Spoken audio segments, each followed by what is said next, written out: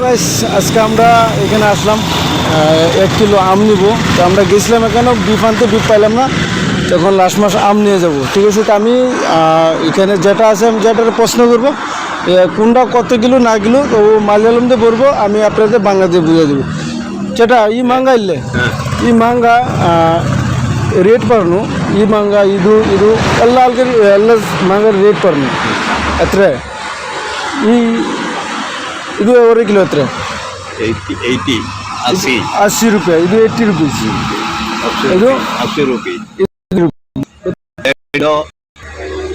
100 रुपया 100 ರೂಪಾಯಿ, 1 kilo half 100 ರೂಪಾಯಿ, ಮತ್ತೆ ಇದು 100 रुपया 100 ರೂಪಾಯಿ किलो, ಇದು ಅದು 100 रुपया किलो, ಎಲ್ಲ 100 ರೂಪಾಯಿ, ಮತ್ತೆ ಇದು মাঙ্গা ইমাঙ্গা 80 রুপিস, 1.5 किलो 80 রুপিস।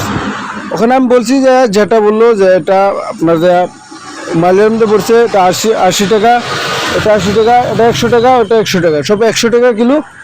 এই দুইটা মাল 80 টাকা হবে।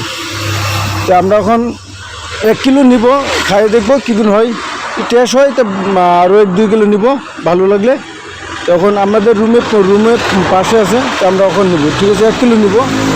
তো ই মাঙ্গা ইলে ই মাঙ্গা ওরি কিলো বানো ই মাঙ্গা ওরি হ্যাঁ জানো। আচ্ছা তুই ব্যাগ যা, তুই ব্যাগ যা।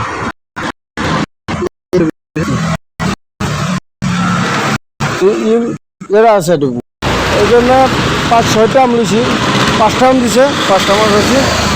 তো 1 কিলো লইলাম, 80 টাকা নিব, 1 কিলো আম লিছি।